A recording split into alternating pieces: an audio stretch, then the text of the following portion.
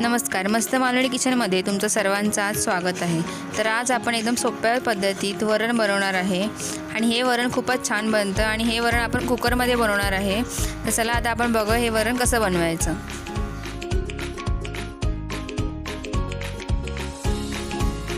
मस्त मालवणी किचनमध्ये तुमचं सर्वांचं आज स्वागत आहे। तर आज तुम्हाला मी एकदम साध्या सोप्या पद्धतीत वरण दाखवणार आहे। त्यासाठी मी इथे 100 ग्राम तूर डाळ घेतली आहे आणि त्यामध्ये मी अर्धी वाटी मूग डाळ टाकली आहे आणि आता याला मी व्यवस्थित धुवून घेणार आहे। आता ही बघा मी 4 वेळा ही डाळ स्वच्छ धुवून घेतली आहे आणि आता इथे बघा मी एक कुकर घेतला आहे, छोटा कुकर। आता मी त्यामध्ये 1 चमचा तेल टाकते। त्यामध्ये मी आता 1 चमचा राई टाकते।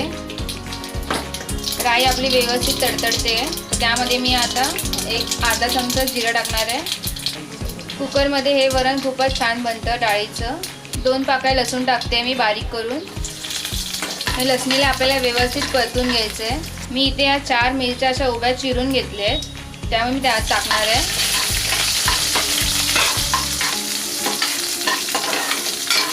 आपल्याला गॅसची फ्लेम स्लोच ठेवायची आहे आणि आता मी त्यामध्ये 4-5 कढीपत्त्याची पानं टाकणार आहे। मध्ये असं पटकन होणारं वरण आहे। त्यात आता मी हा एक टोमॅटो चिरलेला टाकणार आहे आणि त्याला आता आपल्याला व्यवस्थित असं मिक्स करून घ्यायचं आहे। आता ही धुवून घेतलेली डाळ मी त्यामध्ये टाकणार आहे।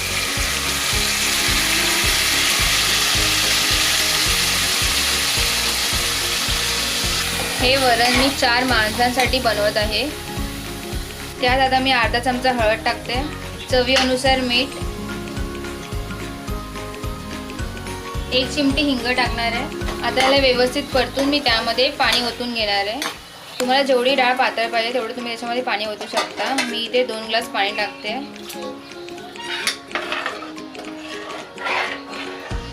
आता तुम्ही बघू शकता मी याच्यामध्ये पाणी टाकलं आहे। तर आता मी याच्या कुकरच्या 3 शिट्या काढून घेणार आहे।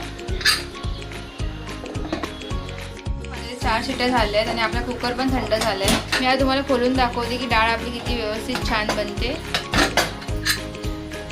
तुम्ही हे बघा बघू शकता मस्तपैकी आपल्या 3 शिट्यामध्ये वरण तयार आहे।